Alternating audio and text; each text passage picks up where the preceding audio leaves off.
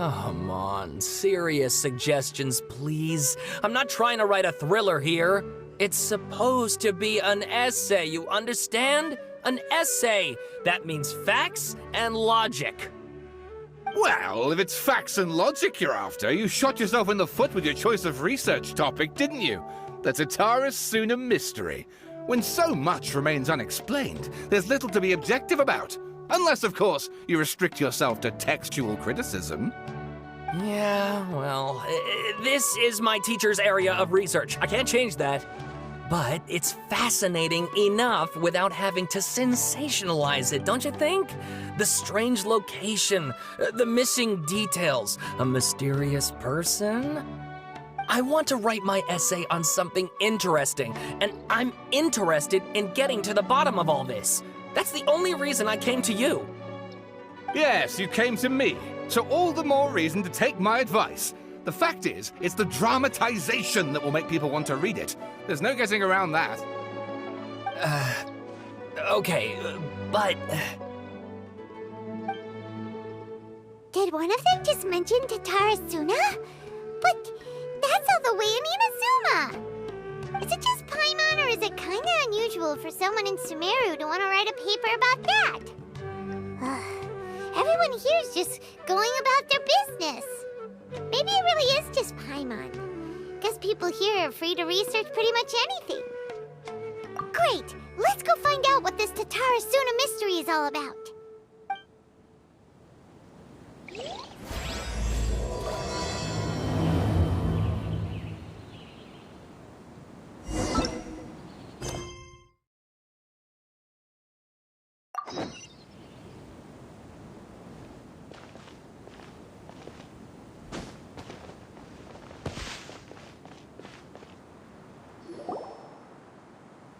All right, I guess I'll go with my textual criticism and your editorial direction for the first draft. I have a feeling that the missing Kabuki Mono will end up being the main focus of this paper. Ugh, if only we knew where to find that traveler. From what they say about him, this seems like the kind of thing he'd know about. Oh, you're the traveler, you say? Hey, what's with that face? Don't believe us? No, of course I believe you. Actually, I first heard about your great exploits when I was still in Inazuma. This is my first time coming face to face with you and your mysterious silver-haired companion. I couldn't believe my luck, and out of force of habit, I started, examining the evidence. Sorry. Oh, Sawada, for the love of... Sorry, we don't get out much, so our social skills are kinda lacking. Traveler, I hear you've helped many people a great deal and been to many places. Would you be able to tell us about Tatara Suna? Actually, we don't know much about that place either. In fact, we only came over here because we heard you talking about it and wanted to learn more. I see. My teacher chose this area of research as a personal challenge. He said it's difficult to get into because even Inazumans don't know much about Tatara Suna's past. But who'd have thought that... If you don't mind, I'd love to show you all my outline for the book I'm writing about Tatara Suna. Hold on, Sawada. Don't you think that's a bit of a deep dive or a first read? Well, fair point. In that case, please ease yourselves in gently by taking a look at Akaba's latest essay draft. Let me give you some background. This all started with the discovery of some records in Tatara Suna. The writings mentioned someone by the name of Mikoshi Nagamasa, who crafted a fine blade. But in the end, he threw it into a fire to destroy it, and killed his servant Katsuragi. Why? Well, no one knows. Apart from the swordmaker, his servant, and the one who wrote this all down, the records also mention a Kabuki Mono. This seems to be an Inazuman word for an eccentric stranger, someone who dresses funny or acts in an unusual way. That's right. Akaba's teacher has spent quite some time researching these events on the ground. This Kabuki Mono lived in Tatara Suna for a while before disappearing without a trace. And shortly afterwards, as Akaba mentioned, things got pretty ugly. So first this strange person goes missing, then a murder happens? Seems kind of fishy to Paimon. Yes, my thoughts exactly. So I helped out too. I asked everyone I could think of if they knew anything about what happened back then. And wow! Did I get lucky! Stop shouting! This part's important. I just wanted to make it stand out. It just so happens that a friend of mine works at the Government Records Office.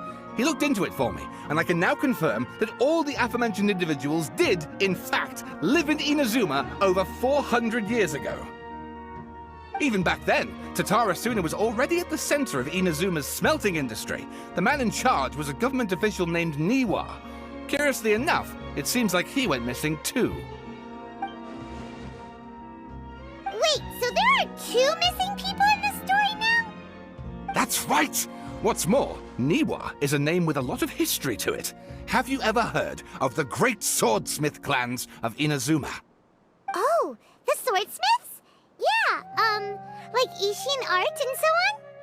Wow, yes. You really know your stuff. That makes things easier. So basically, this Niwa was a distant relative of the Kaidahara clan, the last practitioners of Ishin art. Something then seems to have happened in the Kaidahara clan, leading to their downfall. I don't know the details, but taken in light of everything else going on around that time, it makes you wonder whether it's all connected somehow. The Kaidahara clan? Sawada, you left out the biggest detail of all. Oh, yes, of course. How could I forget? Brace your minds, ladies and gents, for they are about to be blown. Or maybe you won't believe your ears. I wouldn't blame you, of course, because in all my years as a writer, this is by far the most. Get to the point, for Pete's sake. According to information acquired by Akaba's teacher, the Kabukimono was not a human, but a puppet. A puppet?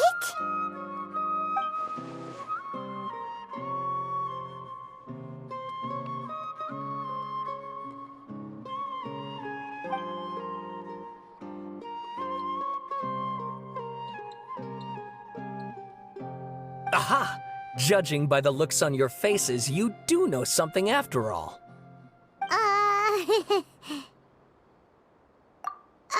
No! Paimon just meant, how creepy.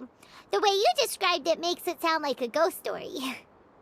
I agree, it does. But considering that non-human races in Inazuma are by no means uncommon, spooky events are to be expected. And that's exactly what my book is about. Please, take a look.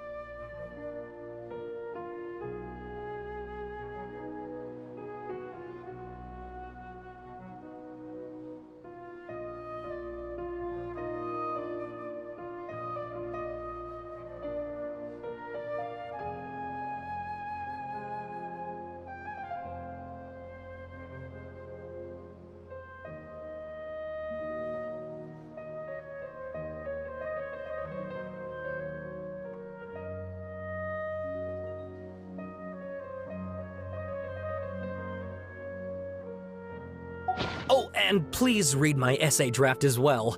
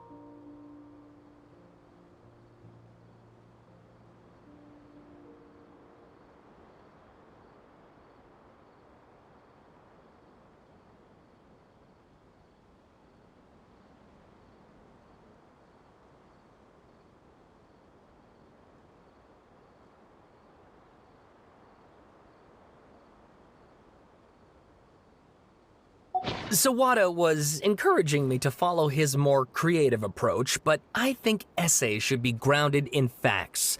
I don't think explaining everything away with mysterious forces will cut it. Oh, how about if I plug the holes in Sawada's narrative with political intrigue? Like, I could put a turf war between rival factions at the center of the whole series of events. Wait, you're allowed to just make stuff up? Pretty sure you've gone from essay to guessay there. Akaba, look. Your teacher has researched this extensively. I've reached out to everyone I could think of. Whatever information we have now is all that there is to know. This is as much detail as you're ever going to get. Besides, if there really was a political power struggle going on at anything like the level you seem to be suggesting, what hope would we ever have of finding out the truth? Good point. Okay, back to the drawing board, I guess. Give me some time. I need to find a new angle on this. We have some other stuff to do, so we'll have to say goodbye for now. Good luck with your essay! All right, thank you.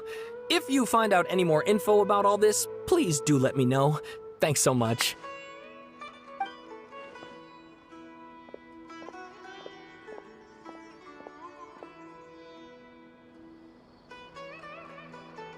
Hey, so that thing they were talking about, it has to do with the balladeer, doesn't it? Okay, then even if we did know something about it, we probably couldn't share it with them, huh? After all, we kicked his butt and got him locked up.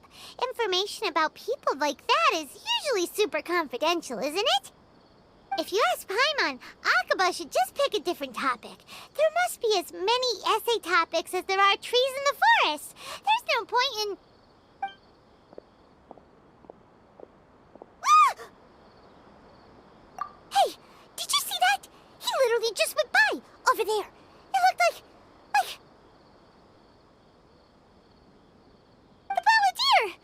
No, it can't have been. He got locked up. Oh, quick, let's catch up and see.